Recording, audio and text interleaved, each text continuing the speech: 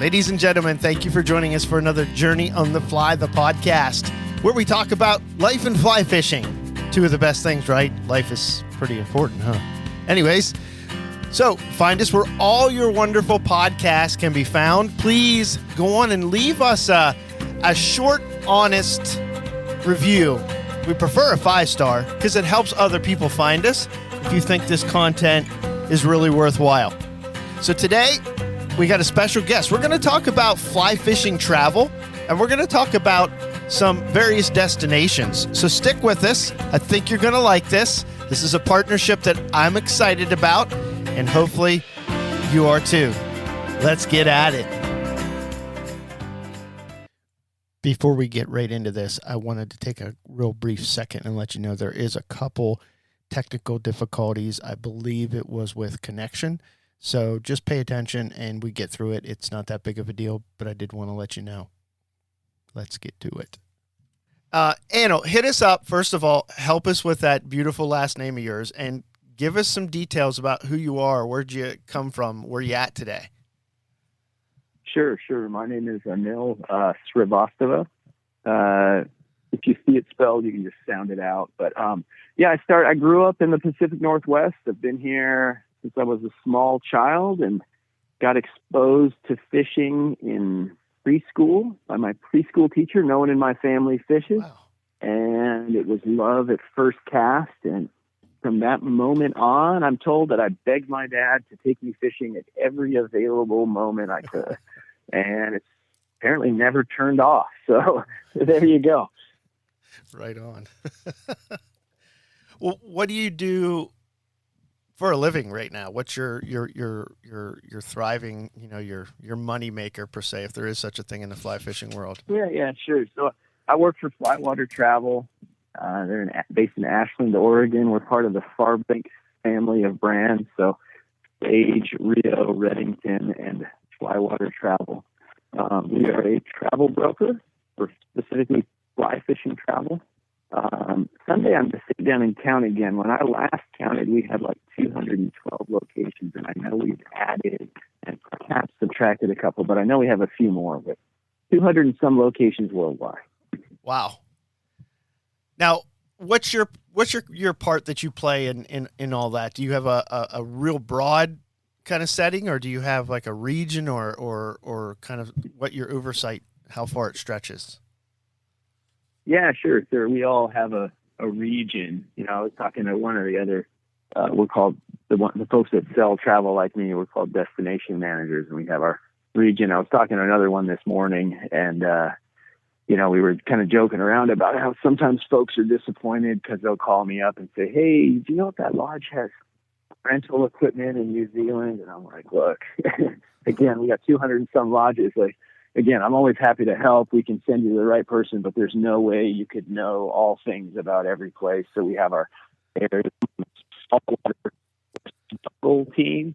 It used to be just freshwater and saltwater. Some of the jungle, quote unquote, jungle fisheries to the saltwater team just because it was more of a better fit. But yeah, so I have a saltwater territory and then a freshwater jungle territory as well. Very nice. Very nice. So back up just a little bit. So nobody in the family fly fishes, even to this day? Or fished at all. Oh, fished at all. Interesting. That's so interesting. Yeah. Because I didn't grow up fishing per se, but there was my grandparents and folks, they spin fish. Now, my great-grandfather, that's a tough one because he grew up in the Depression, so of course he fished. Fished and hunted. Yeah, he was fishing scraped. to put food on the table, doing whatever else, grabbing mushrooms off the side of the road like anybody would, right? Yeah, absolutely. He told me that groundhog does not taste as bad as you think it would, but didn't try that. I don't think I really want to try that, but anyways, so that's interesting. So you're here in the fly fishing world. Did you find your way into this? Because it's kind of a travel agent-ish like world a little bit of what you're doing. I mean, how did you end up in that particular position? Yeah, sure. Like I had to do I think I've been even asked to do it again, but I did about a year ago, I did a career day at a middle school. A friend of mine is a middle school teacher, and she asked me to come. And of course, they asked me that question too. And it's sort of funny. I was like, the honest answer is just make some really poor career decisions. Maybe not like poor decisions, but when they're like, do you want to go to law school or do you want to go fishing? Choose fishing against everyone else's better judgment. And yes, long story short, I started working at a fly shop when I graduated from college with a super employable philosophy degree. So I worked at a fly shop, and I worked at a fly shop for a while, and that particular shop was going out of business because of the other things. I owned that shop, and took a while, and it was too messy, and so we just decided we were going to start one from scratch, and that was in 2003, and I sold it to my manager just shy of 20 years later, I think like October of 22. Just, retail for 20-some years. Nice. And now you spend how much of your time? Because I know retail keeps you under covers in my opinion, in a terrible way. How much do you spend outside now doing what you're doing? So I was still doing my best to do that when and I didn't feel like I was fishing enough like any of us, but I was doing 4 to 6 international trips a year, and certainly fishing locally when I had the shop. I was hosting travel, and that's really what got me here is, I've been doing that for quite a while and did a lot of hosted trips and started working with Flywater just organically. I liked working with them. It made sense for what I was doing. And then when I woke up one day and decided I couldn't do that anymore, like most folks that have made a career out of fly fishing, I was like, well, what else do I do? What else am I qualified to do? And so it just sort of fell in. Again, really poor career choices. I didn't have any other leads or anything going into it, and I just lucked out and got the position, and it's working out well. I really like it. It's been a good change for me, and I can parlay some of the skills and knowledge I gained over all those years to something that's very related. Yeah, that's good. And it's funny because you say, poor decision making as far as employment and careers and things like that go. But it's funny because I don't know how old your kiddos are, but I had a 15-year-old that's turning 14 next month, or 16 next month. And no, I have a 15-year-old too, and it feels like maybe he's turning 14 next month too. Sorry, go on. But it's, we talk about that kind of stuff because he's really left brain. He loves to do creative things. He's a big writer. So he's working on legitimate books and stuff like that right now. And you want to promote that and things, but you also know that being an author is a little bit like the fly fishing world. Like there's no real guarantees. So have a backup plan, like maybe in journalism or, being an editor himself or something. But it's funny because I'm trying so hard to kind of teach him grounded things, but then also be like, listen, take chances. Not to discourage his creativity and all that stuff. Yeah. No, I'm only half joking, right? Like when I take a step back, I'm like, somebody was, you know what I mean? Like most people would be like, no, that's a bad idea. Like, sorry, that sounds cool, but you should probably get something that puts food on the table, But as usual, I wasn't listening. And again, I don't know, maybe I'm hesitant to, it's silly. Good decisions because you're like, I don't know, like maybe if it didn't work out, it would have been really poor decisions, but it worked out. Here I am. Yeah. Love it. Well, speaking of Flywater, one of the things that I wanted us to chat about was a couple of the destinations. And I'm a why guy, which with your philosophy background, you can probably appreciate that. I don't like to just have something, kind of sold to me because it looks exotic. But, why? Let's start right there. Why should somebody really consider taking some of these destination trips serious that aren't in their backyard? You know, why should I step away from a Pennsylvania stream and take a look at something exotic?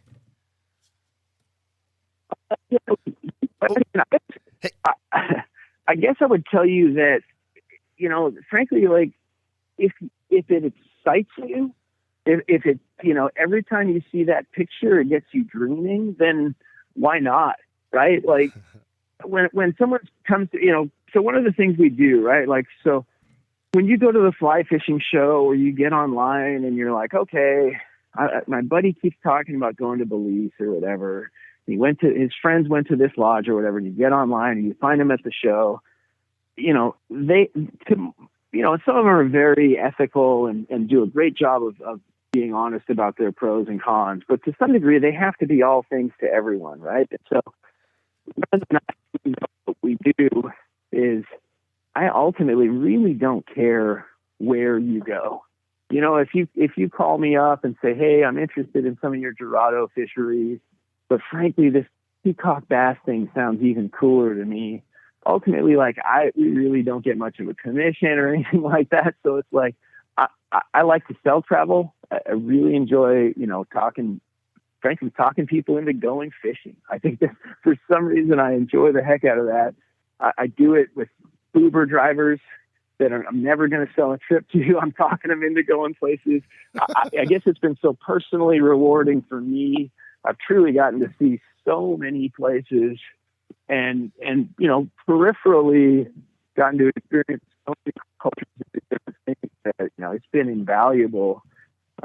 Certainly couldn't afford to go to all these places on a fly fishing salary, right? And so it's one of the ways I think you can take advantage of working in this industry is going to those places. And if you have the means to go there yourself, I can't imagine why you wouldn't. No, that's a good answer. I love that because it gives an insight into your own, you know, why you went, why you take these choices. I mean, there really is if it excites you, because it's not a thing you have to do. It's not, even in the fly fishing world, if you want to be a better fisherman, it's not something you have to do. These are really open, rewarding, just truly passion destination trips for so many people. And not every trip is for everyone, Adam. And so one of the things is like, look, some places are just not made for beginners, right? But ultimately, like if you get on the website and you're like, oh my gosh, look at this Iceland salmon thing. This was like the most incredible thing I've ever seen. Something like it, if not that same trip, probably will be exactly that for you. You know what I mean? Like if you stop and stare and then look at a few more and go, where is that? I want to be there. You're probably going to love it. You know what I mean? Like, let's be honest. And if your buddy had to talk you into it, you're probably not, you know? Yeah. I mean, just on a practical level, it's pretty funny how much I've been practicing my double haul in the backyard, because you typically never do that in Pennsylvania. Although there is a stream we fished this past Tuesday that we had to do that an awful lot. It's a lot bigger system than our typical streams around in the Pennsylvania area. But on a practical level, I mean, you want to reach a school of tarpon or something like that. You're not doing that with a roll cast. So no, it forces you to do that. And then one of the, you know, again, I'm not saving lives or doing anything like that, but I got plenty of folks that are like, I go out and walk every other day because I got to get shape for this trip. We're going to be waiting. Anything. And I think more than, you know, one of the other reasons people love it, and they don't necessarily realize this, but when you have a trip coming up in 8 months, you're actually getting something out of that trip for the entire 8 months leading up to it, which is, you know, to varying degrees, having something to look forward to, having something that's for you, having something on the horizon that you're genuinely excited about. You know, again, it's not just the day of and the, you know, following 7 days or however long your trip is. It's the entire 8 months leading up to it. And then frankly, we all know, like after that too, as you're sitting there thinking about some fish or some funny thing that happened on the boat with your buddy or whatever, you know, it's not just the 7 days. it's corny, but it's an experience. You're building an experience.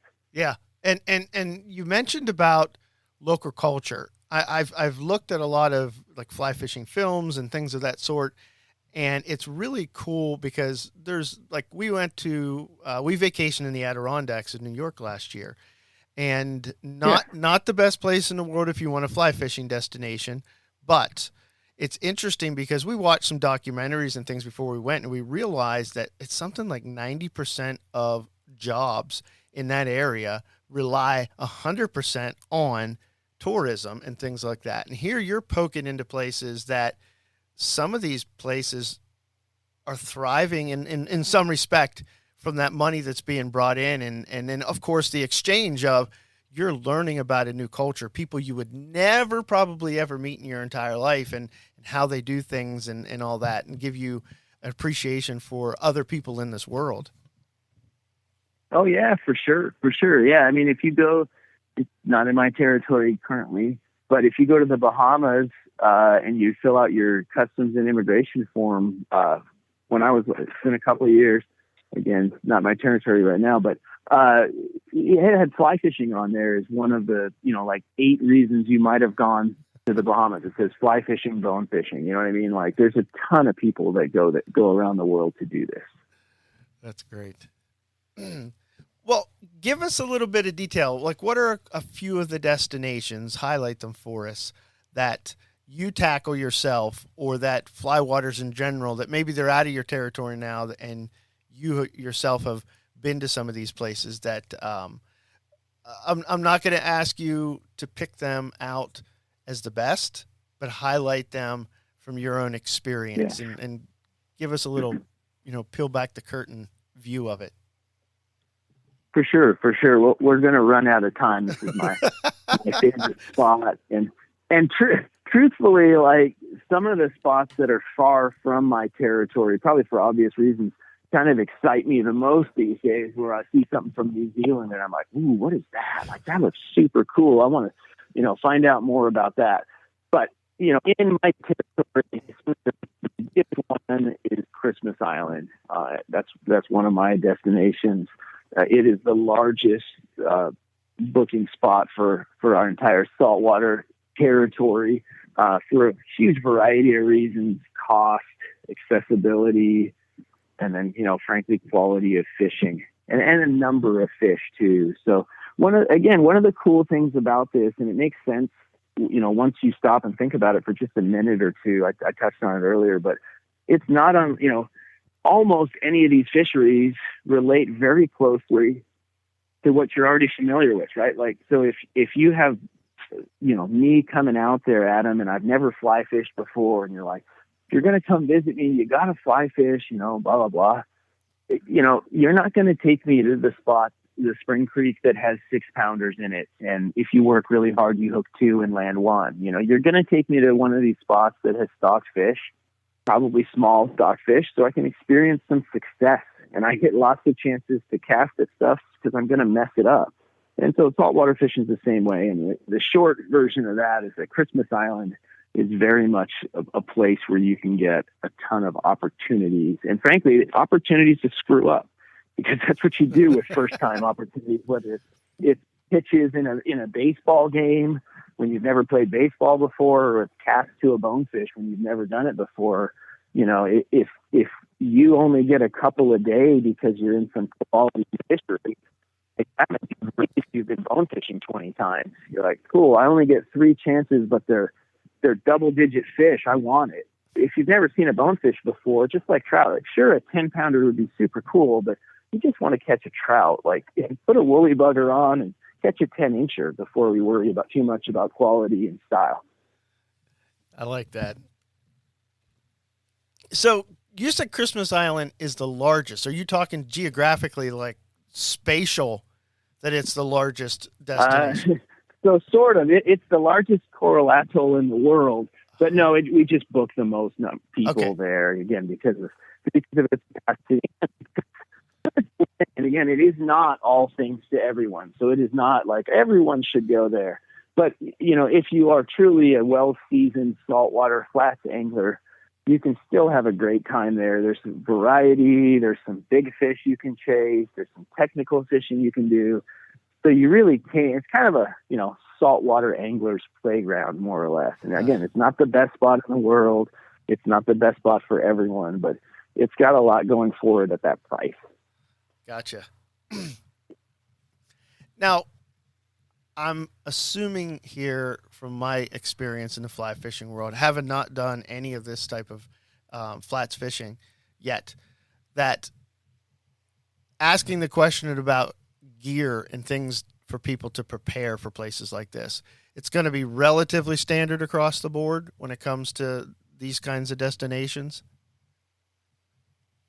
Yeah, yes and no. So one of the super interesting things about Christmas Island is that it's all walk and wade fishing.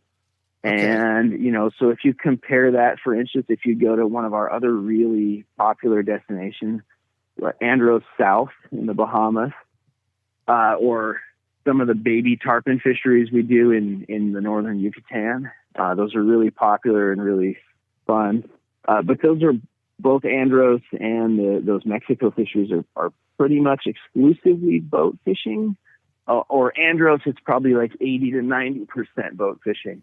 And so the main difference with Christmas then is that you're walking and wading. And when you talk about equipment, it's pretty much all the same, but the fly line you use when you're wading on a coral atoll that is literally comprised entirely out of living or dead chunks of coral, the fly line floating is absolutely fundamentally critical to your success on Christmas Island, and it's meaningless on Andros because you're throwing your fly line to the deck of a flats boat. So most of the equipment's total crossover. Important little things like that, are make a big deal. All right. What kind of weights are we talking about that people should have? You could go to Christmas Island with a couple of 9-foot-8 weights and fish for 15% of the fish there. There are some bigger triggers and certainly some bigger trevally that you'd want bigger rods for, but you can do so much with floating line and a 9-foot-8 weight. Tropical lines, of course, it's not a marketing thing. They're very different. And if you can't tell, I've already talked about it, but flying is the most important piece of equipment for bone fishing. Yeah. I mean, not to take us on a rabbit trail, but that's really, it's an under appreciated and under thought about piece of equipment in fly fishing in general, to be completely honest, because people just, especially somebody coming new into it, it's one thing to say, yeah, just get a general floating line to go fish for trout. But I'm a guy that likes people to make an educated decision. So sometimes I give a little too much information. I try not to, but it's a good point. It's a valid point, I think, across the board. But I see what you're saying here in specifically these destinations. No, and people think it's that you're just a Chevy Ford kind of fanboy. And again, like if you were going to Christmas, we have a fly line manufacturer in our group of brands, and I will of course tell you about the real fly lines that work for what you're doing, but I'll also tell you about the Cortland and probably the Scientific Anglers one that would work too. It's not a Rio or die situation. It's just, believe it or not, there are some typical fly lines that don't float very well at all. And again, it's not because they're sinister manufacturers or they don't know what they're doing. It's because they were designed by folks that are fishing out of boats, and flotation was not part of the conversation at any point in the design process. And so you have not a bad fly line. If you were bone fishing in Florida out of the boat, as soon as you're standing on coral and you're wading, the fact that it sinks makes it unusable. And again, totally perfectly fine. You prefer fish out of a boat. Totally different when you're wading. Nice. That's good information. What other destinations would you like to highlight? Like, tell us some other places we should really be considering, or places that really made a mark on you. Yeah. So again, I'm going to be centric to my territory for no other reason than I'm speaking from a place of experience. But in my territory, the golden Dorado fisheries are really sought after, really in demand.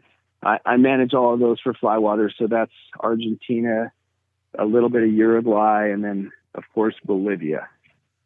And those are very interesting, very in demand, really cool. Of course, not saltwater. It's all to varying degrees accurately described as junk.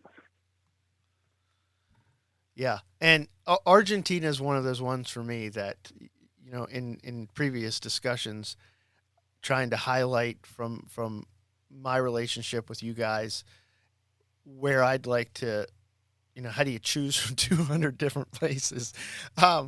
Yeah. Your advice was really good. It's like when you're looking and checking these places out, where are you finding passion and a desire to go to? Because that's helpful to move other people then, at least to talk about it anyways, and to help them think about it. And Argentina was an immediate one for me. I mean, for fly fishing is a little different for me than some other people, but the world of fly fishing is beautiful in regards to a lot of people really get that the destinations of these places are an experience themselves, let alone the fishing. So when I look at a place, Sure. Argentina is one of those many places that I look at and I'm like, even if I didn't catch a fish, you're having an incredible day, because it's just the landscape and everything is just so incredible that it's breathtaking and it's beautiful. And Argentina is another cool one. So it's actually a really cool trip, and I'll get into that in just a second. One of the reasons is, so I talked earlier about how there's obviously we have different specialties in different parts of our team, and so one of the guys that I work with, he manages the entire Patagonia region, including Argentina and Chile, and he's doing all the trout fishing. And again, not my territory, very adjacent, looks super cool. At some point I'll go check it out as well. But one of the great things is if you were calling Jake at Flywater Crawford, and you wanted to go to Argentina or something that's a super cool trout fishing lodge or Spring Creek Lodge or whatever, you would fly into Buenos Aires and then take a flight from there. And if you were calling me to go Dorado fishing in northern Argentina, you would also fly into Buenos Aires. So what a lot of folks have started to do, and particularly in the last few years, is go, hey, I'm already flying X number of hours and X number of dollars. When I get back from this trout trip, I'm going to shoot up north for 4 days and do some Dorado fishing too. And obviously, the money and all that, I'm going to help you think that that's a very rational decision. As long as you're already in Buenos Aires, why don't you do a little Dorado fishing? Oh, I love it. And it is. I mean, like, Argentina is so cool. You'll have amazing steak and wine and empanadas, and the food is silly. The service is really, really good at those lodges because there's so much competition. And they really have like the right attitude for it. So if you're like, I think Argentina would be a cool place to fish, I seriously doubt you're going to go there and disagree with that sentiment. That's fantastic. So what other destination trips do you tackle within your scope? So we also have a little bit of Baja and a little bit of Australia in my territory. It's definitely areas that I'd like to grow in the near future, and we're actively working on. They're a little bit sparse, in my opinion, but Australia is super cool. And again, very, very good quality fly fishing on its own. But if you're like, also, it would be super cool to go to Australia, then it's probably the right trip for you. If it's only on the fishing, you can probably get to the place fishing. Gotcha. So but very cool fishing in Australia too. Very cool fishing. Who was it? Oh no, I'm thinking New Zealand. There's a gentleman who does kind of in the world of fly casting instructing. I guess when he was younger, he used to guide in Australia for a few years or something like that. Or not Australia, in New Zealand. I don't know why I was thinking about okay. New Zealand, again, another trout spot. similar, but obviously different. And again, like some guys are and gals are gonna look at our catalog and go, BC steelhead, that's what I'm all about. And other folks are gonna go Tierra del Fuego brown trout and look at these, Indian Ocean giant trevally. So what I always tell people, because one of the things I do at Flywater is I'm in charge of bringing industry folks in that want to do a hosted trip. And we can talk about that later too. But as I'm talking to somebody like you or somebody that owns a fly shop in Idaho or whomever, I'm, again, only kind of joking. If you look at our website and you start browsing through the 200 and some places that we travel and none of it looks interesting to you, again, who am I to tell you what you can afford, what makes sense for you, et cetera. I live in the real world too. But if you're sitting there and you're like, let me see if any of this looks cool, and you look through it and you're like, meh, you probably ought to do something else. Like there's 200 and some places to fish. If none of them look cool to you, like, I don't think you have much passion for fly fishing anymore. You know what I mean? Like, so I'm only kind of joking, but it's like, again, even if you're like, right now, I have a do normal, practical, reason you have for not going, I get it. But if you're like, even if I could, I wouldn't do it.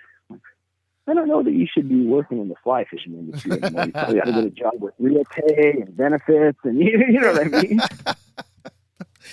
Just a little bit more stability, something that's not so. Yeah, right. I'm like, if you're not doing this because you have a passion for it, again, not that you have to travel halfway around the world. Because again, we have stuff in Oregon and Colorado and Montana and Florida and Texas, and so you don't have to get a passport even.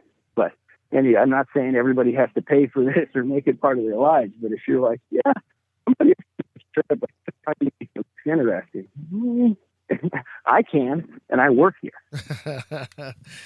You find like 30 spots I want to go, so let me help. And I mean, there's definitely, like, on my end of this whole thing, and approaching you folks and you personally from trying to understand, like, is this a good relationship to have? It makes sense because originally on a business side, my intentions were, well, I'm going to go to these trade shows and I'm just going to make all these relationships. And I'm like, that's going to explode my brain. And it's going to be difficult because I'm not the best at pitching things to people, even though a lot of these outfitters already do it. And here you have Flywaters that's got years of gathering and experience. And what I really loved was two things. One, you do have folks like you who have a very in-depth understanding of these specific areas. And then two, like you just said, only one more layer is, holy mackerel, there's so many places to choose from. And I'm assuming as the years go by, more get added into it as well, because obviously you don't end up at 200 in a couple of days. And that's huge. That's huge for me. And then, of course, there's this really personal level of, not only am I going to learn new skills at these places, but these are places that, I've dreamed about. Not always just bucket. If a person can make a little bit of money and budget correctly and really accomplish some of these trips. It's just a fact. I mean, we live in America. We live in a country that you can work your butt off. You can save if you got it. I mean, I remember going to Colorado Springs to snowboard with my brother many years ago because I delivered pizza on the side and I had enough money saved, and we went out and we had a great time up at Loveland Ski Area on the Continental Divide there. And we figured out how to do that. Now, obviously, a little bit of difference in price, but you can do it. You just deliver pizza a little bit more or something.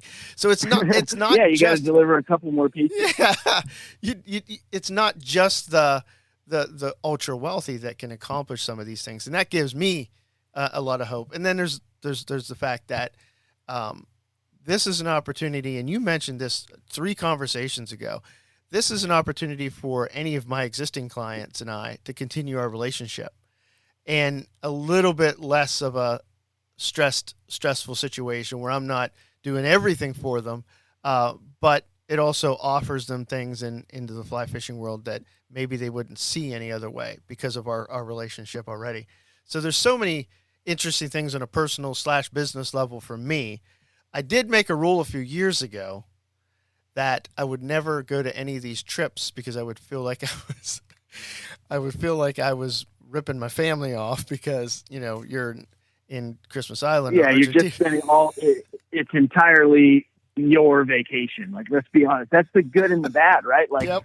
one of the things that's interesting to see is that folks that are new to this type of trip, that they're sort of blown away because, again, as adults, husbands, fathers, wives, mothers, whatever, we're so used to, most of the time we're putting at least one person, if not several people's needs, desires ahead of ours, particularly when it comes, okay, we're going to Disneyland. Okay, we're doing this one, and then finally you're like, wait a minute, this is just for me.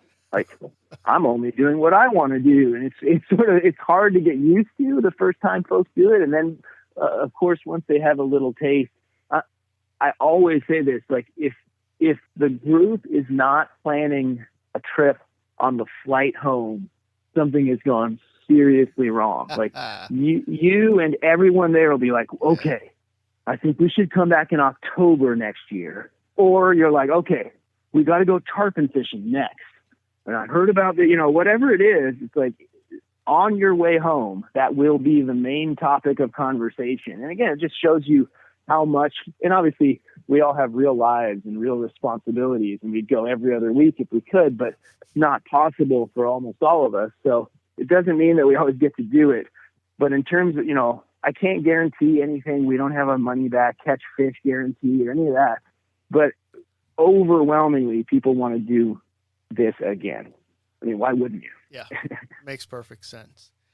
You had alluded to... You get to go to an incredible place and fish all week. It's, and when I used to host, my joke orientation speech was, your job is to eat, fish, and drink, and let me know if you need any help. And I was, I can help. If I can help facilitate, let me know. But other than that, it's like, again, what a nice job to have for a week. Your job is to fish and have fun. Figure out how to do it. That's fantastic. You alluded to your job revolves a lot around taking industry folks on hosted trips. What exactly what does that entail? Sort of no. So what I do is help industry folks lead their own hosted trips. I see. So it's just, getting someone like you educated, frankly, on how the program works, figuring out if it works for you and your clientele, and then, help the whole process. Like, I have a guy that's hosting a trip on Christmas Island right now, and one of the things is, how and when do we tip everybody? Who do we hand the tip to? And not always that level of minutia, but, the whole idea is, then if you can learn to do this job, and it is a job, then you can hopefully do it in the future. And hopefully it works out well for everybody. Yeah, and I will say thank you, because every conversation we've had, whether it's through our email or through the few conversations we've had over the phone, I have grown in confidence in being able to sell things, because the word sales always used to sound very dirty to me. It just immediately I saw somebody trying to sell me the 1991 Golf I bought about 25 years ago, that the dipstick funnel was missing off of it and the engine blew. And then I went back to the dealership and all the cars were gone and so were the people. But that's just not it. You have to be able to explain things and do it in an ethical way, but also realize that, sometimes people just need a little bit of a nudge to make a decision, because it's everything you said is what they're looking for. Some people just, it's a little more of a hard time to justify doing it, but it just never goes away. Like, I really like the fact you said that leading up and of course afterwards and then during, there's just, these trips are trips of a lifetime that, if you do it right, you can do a few of them. Here's a kind of, exactly. Yeah, no, go ahead, man. Go ahead. Well, yeah. So, you know, you're 100% right. And as you can tell, I've been described as a soft seller. and, and again, it's because, Christmas Island is in my territory and we've spoken highly of it. I could spend the next 30 minutes telling you all the reasons why someone might not enjoy visiting Christmas Island as well. The food is not particularly gourmet, unlike Argentina, right? So if one of the reasons you can sell this stuff with confidence, again, is I've been selling trips like this for over 20 years. And if you get somebody into the right trip, they're going to enjoy it, so you don't have to, as a salesperson, they're like, well, I don't know, I've always dreamt of bone fishing and I really want to go with my dad and we really want to wait. And, we don't care about the accommodations or the food, they're saying all this. I'm like, well, this place is like made for you. You love to fly fish. Again, maybe I'm wrong. I've obviously been wrong before, but I'm like, I seriously doubt you're going to go do this and go, boy, what a waste of time and money. It's like that's a very small percentage. Obviously, not everybody loves everything, and we do get, negative feedback too, of course. But overwhelmingly, if we know what we're doing, and I'm not ignoring you, and you're going, I don't know, and you're like, I really just think the trout thing is more my speed and excitement. No, you got to go saltwater fishing. You're not, you might not have fun on that trip. But like I told you, like Argentina is amazing. It's a beautiful country. It's got amazing food. It's a cool place to visit. It's got cool culture and beautiful history. If you're aware of that and you're like, I also love the trout fish, the trout fishing, it's phenomenal, right? So, my idea, like, okay, Adam is going to be trout fishing in one of the most beautiful places in the world with some friends enjoying delicious food. I'm not super worried you're going to be bummed when you get back. Yep, I get it. I just got off the phone about 2 hours ago with a lady who's throwing a birthday fly fishing event of sorts, a trip with us for her father who's turning 75. And I'm not going to take them to the creek down the street here to catch stocked fish. Although it's a beautiful location, we're going to central Pennsylvania where fish density is higher and where the mountains are, where they're actual mountains, and they won't hear too much except for the occasional train that comes past on the river. And they're going to be in a place that if mom doesn't want to fish or the kids decide they don't want to fish, this lodge type of cabin that we use occasionally, it has all that. And I remember you mentioned that before, like, taking families or taking your wife or your husband for that matter that doesn't want to fish or isn't interested. Your non-angling spouse. Yeah. Yep. There's locations like that and there's locations that aren't like that. And that's another thing that just kind of clicked in me, just to reiterate it, is there's another reason why I'm grateful for this relationship that we're building here, because I can't look at these places and make those kinds of decisions, but because you guys know this, that's a really important thing. That's the whole point. And again, that's what makes it nice for me is like that I'm more confident you're going to enjoy it because prime example, again, I've already talked about it too much, but Christmas Island would be a horrible place to bring in non-angling stuff. I joke that, like, if you want to, you have to sign a waiver. I don't have a waiver. I just talk people out of it. But, like, your non-angling spouse would hate it.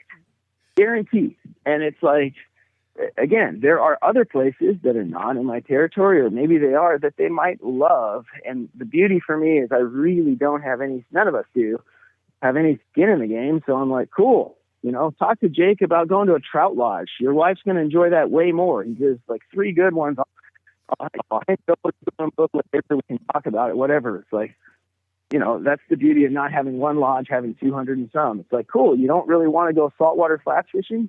It's kind of, personally, I'm like, I don't get it, but knock yourself out. You know what I mean? I'm like, that's the beauty of this sport is that, go trout fishing in New Zealand, go sea run brown trout fishing in Chile, or whatever you want to do. Love it. So one last thing, I am not going to ask you to talk specifics on money because those things are fluid. They change, especially in a climate around the world now that everything's up, up, up, up, and down, down, and all over the place, depending on where it's at and what's Sure, happening. sure. Um, but in kind of general, because what we're doing is I call it a partnership because it very much is between yourself and well, Flywaters Sure. and what we're doing and all the other fly shops and guides and outfitters that you guys work with symbiotically. Is there a reason? And I know that this is going to come up because it's come up in my own mind. Is there a reason that somebody should bypass, say, me or Joe's fly tackle down the street to go directly with you, or is it better, and why, to go through somebody that I don't want to actually say what I wanted to say there because I would have helped you answer the question. Why should somebody book a trip through me rather than just going directly with you? Well, so if you were going to, if you're talking about doing a hosted trip, obviously not everybody is going to see the value in that or need or want that. But for most folks, you talked about it a little bit. Like if you have clients, really spend a fair amount of time with these people, right? And so if they're like, hey, I don't really have a guide or a shop I work with, just me and my dad, we want to go to Christmas Island, whatever. That's the majority of our bookings are like that. But if like a lot of other people, you're like, your clients are like, I've always wanted to do this. I read about this 20 years ago somewhere, and then I've seen shows on TV, whatever, but just never gotten around to pulling the trigger because I didn't know exactly when to go. I didn't know who would be to watch. I guess I just kept putting it off. Well, again, if you're hosting a trip, it's like, cool. I already know the host, probably know a couple of the other folks going. And I know that it's been lined up for me. It's been organized. Frankly, just they're doing less of the work. They're doing some of the work for them. Okay. That makes a lot of sense because it doesn't cost. I don't mark it up, so it doesn't cost more if you go with me than it does to bypass me. But there's some other non-tangibles, as they say, that are benefits. It's just added value. Yeah, added value. Yeah. I like that. It sounds like bullshit because people are like, yeah, you don't get anything for free. And of course, I'm not going to tell you do, but in this case, it's not free. But frankly, the lodge is paying for it. The lodge is paying for you to go because they know you will bring clients that they would never otherwise have been exposed to them. So they're happy to lose a little bit of it so they can bring new clients to their lodge. And again, I already talked about this a little bit. One of the things that makes my job enjoyable, frankly, and easy is that you can go to any of these places. It's like it doesn't have to be this. It doesn't have to be that one. It doesn't even have to be in my territory, whatever. If you want to go fishing, it's my job to help find the best spot for you, which is a pretty cool job, like I said. I got to agree. So leave us with two things. What are some practical things that I may have not asked a good enough question to get an answer to that I left out? And then finally, just leave us with a little bit of fly fishing wisdom from your own, from owning a shop to selling a shop to doing what you're doing now, or just, I don't know, heck, a tip, a trick or something like that from your own world, because I'm all ears on learning stuff. Yeah, sure. Let me think about that one for a second. But, yeah, I guess a tip, I would say one of the cool things is obviously I got to travel before and I get to travel quite a bit now. And one of the beautiful things about that is it takes a lot of the pressure off of an individual trip. When you don't have to catch a permit on this trip because you're likely going to go again and you've been many times before, it changes the whole perspective. And that's not something, you're like, well, cool, I'd like to go on 50 trips too. But one of the things it taught me is like, you catch more fish and enjoy it a whole lot more when you really don't have much of an agenda. You're just open. You're not trying. It's because to make the angler, it's a horrible failure. We all know this on some level when we try to dictate to the fish what's going to happen. I came here to dry fly fish. You know what I mean? We all know what a resounding failure that is, right? The fish do what they want to do and can give two you-know-whats about what you want to do. And so, I think you're just a better angler. And it took me doing lots of trips to do it. But if you can try to adopt that attitude, I think it helps for anybody. Like, if you don't need to catch any of the fish, you'll catch a lot more. I like that an awful lot. I'll give you credit on that the first time around, but then it's mine. Fair enough. You can steal that one. All right, Anil. I really appreciate your time, man. I appreciate you peeling out because I know that you're busy. You got a family to attend to, plus your job. So thank you for this insight. Thank you for letting us know about Christmas Island and about how this whole thing works and why we should really consider taking a trip, or at the very least, taking a look at this catalog, because if you don't walk away fly fish drooling, I'm not sure what we can do with you. So. Yeah, right. When I started in between training, I would climb on Iceland or New Zealand or some territory that was way out of my zone, so to speak, because I wanted to know as much as I could about the whole catalog. And of course, it was instructive and educational, but also it's like, damn, now I want to go there. I really didn't even know I really want to go here too. So I always do laugh. People like, oh yeah, geez. I'm like, I can't look through our stupid catalog without going, oh, looks like I got 2 more spots up now. You know what I mean? So, of course, I'm not just a salesperson. I'm also a client. All right, Adam. So, hey, thanks so much for having me too. Heck Appreciate yeah, man. Absolutely. And I mean, my wife and I have just never really made a lot of money. But my wife has always had a job that she's very passionate about. And a lot of times, that's how that goes. The jobs you're passionate about, social work and fly fishing, or youth pastor for that matter, they're just not the way that you're going to make 80 to 100 grand a year. But there are ways to pull this stuff off. And, think about it, figure it out. And maybe you have the coin and it's not a big deal to you. Give us a call. Let us help all of you. We'll even put you in touch with a financial planner if you want to help you make this a reality for you, your family, your spouse, whatever the situation is. And I appreciate Farbanks and Flywaters being willing to work with little folks like me in this industry. It's a big deal. Stay in touch. Check the show notes out. We have built into our website some of these destinations, and there's links that take you to Flywaters. And we just ask you that if you're really considering doing these things, that you don't bypass us. You're not saving any money by going directly with them.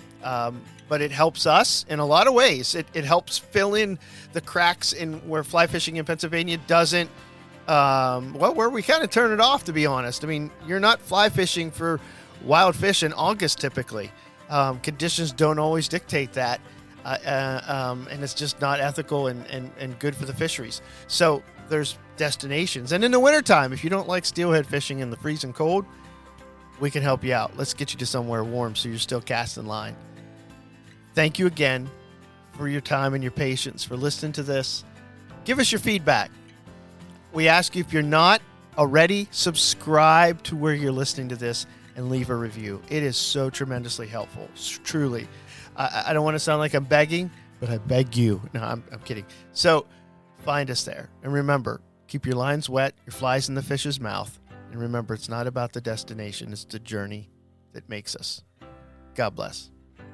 See you later.